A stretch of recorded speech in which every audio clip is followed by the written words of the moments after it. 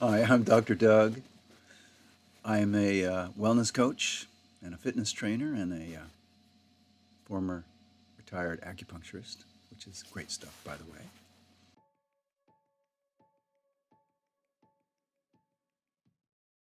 Why do they want us, I call it Big Brother, why do they want us to study food labels? You know, food labels came out in 1994, so they've been around for 30 years. Now, the obesity rate in America in 1994 was, at least I've been able to find, the number 23%, which is pretty bad. Right? 1 out of 5, right? 23% were obese. Now, today, it's 40%. 30 years after these food labels were initiated in order to help us make better choices.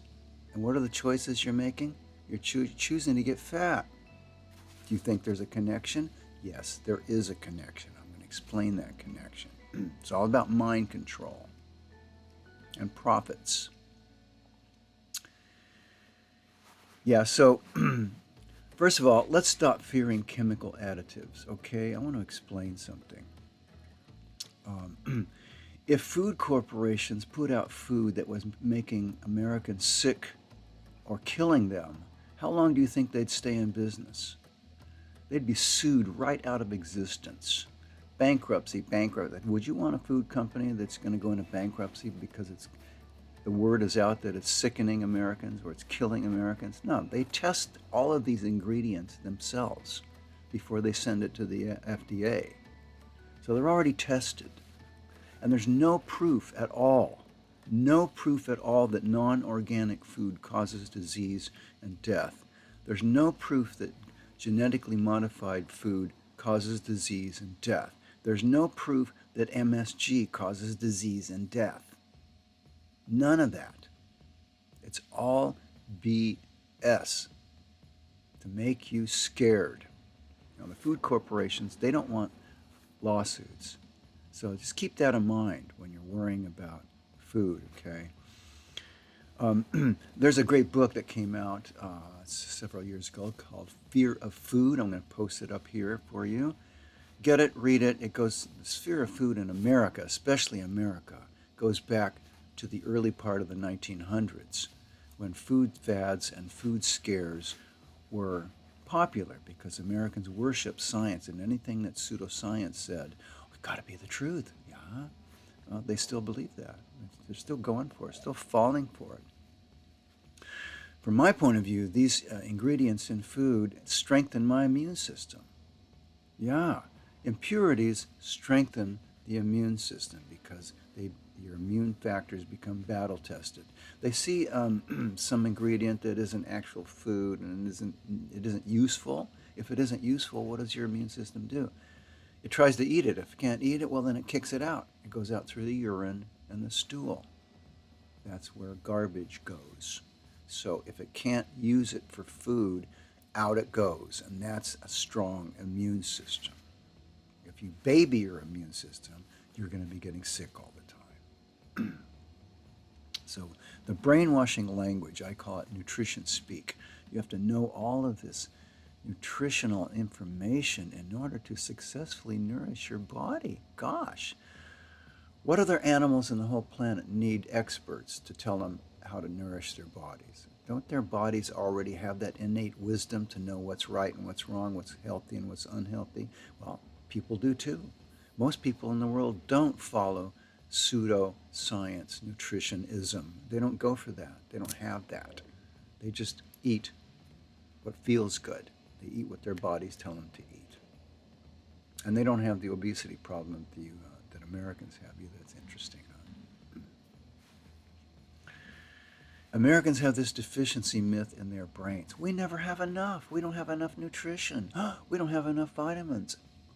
We don't have enough minerals. We don't have enough protein. We don't have enough of this. We don't have enough. We don't have enough cars. We don't have enough clothes. We don't have enough of anything, right? So that's how nutritionists, food corporations, and diet programs prey on us. You need this. You need nutrition. You're fat, you're obese, and you're dying of excess nutrition, but you need more nutrition. You need the right nutrition, right?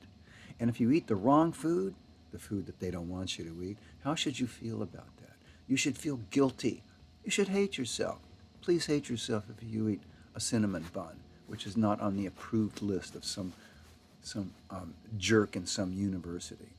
Okay? Yeah. So that's easy to control. People who hate themselves are easy to control, aren't they? It's all about profits of the food corporations, the nutrition industry, and the diet industry. They want you to know their language, to think in their language. And you think in somebody's language, somebody else's language, well, you follow those principles, right? If you think in German, you will think like Germans. If you study Swahili, well, then you'll be thinking like Swahili people. So if you think in terms of nutritionism, you'll be subject to their fear mongering. Yeah. So they're telling you to eat right. Eat right. They're not telling you to eat less. Oh, no, no, no. That's profits. They can't tell you to eat less. Fasting, became a dirty word. It was a dirty word for a long, long time. Oh, you need a doctor if you're going to fast because it's dangerous and blah, blah, blah. And you go blind and blah, blah, blah. If you skip a meal, oh, don't skip a meal. Oh, you skipped a meal. Oh, you're lacking nutrition, even though you're fat. You're lacking nutrition, right? You got to rid yourself of judgments and opinions about food. And frankly, the statistic of 30 years of nutrition facts tells me that the more you know about a food, the more opinions and judgments you know about food, the less healthy you will be, the sicker you'll be. You've got to get rid of your mind. Get rid your mind of all that garbage. Well, 80% of Americans are overweight, officially overweight, seriously overweight, and they are controllable. Big Brother loves fat citizens. Yes. First of all, eating hits dopamine, so they want you to eat all the time. They want you to eat 3 meals a day, and you can have protein snacks in between. Yay. Because it hits that dopamine center, and you go, ah. Even if you're never hungry, if your body rejects food, you're still hitting that dopamine center all the time. You use their products, right? Here's another key point. Fat cells can secrete estrogen. The bigger the fat cells, the more estrogen. It's a special form of estrogen called estriol. What does estrogen do? What does estrogen do? It calms the mind and it cools the heat. It's very cooling, it's very yin. It brings that yang down. Well, that's for obedient citizens. Obedient citizens are fat citizens because they're calm. You're supposed to be fat and calm. When you're fat, you're supposed to be sleeping during the winter. You're not supposed to have strong emotions. And you don't. You're not supposed to think a lot because you don't need it during the winter. You need to sleep in a cave with 20 relatives. You don't need to be up and around and lively. You don't need high energy. You need low energy so that you'll sleep. And you need to be obedient and not cause problems with your relatives while you're trying to sleep the winter away. This is all very good for control, political control.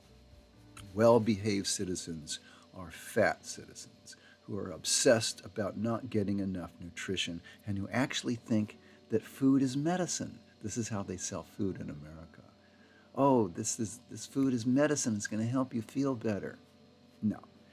To feel better, you need to eat less food, which ruins profits of these 3 industries.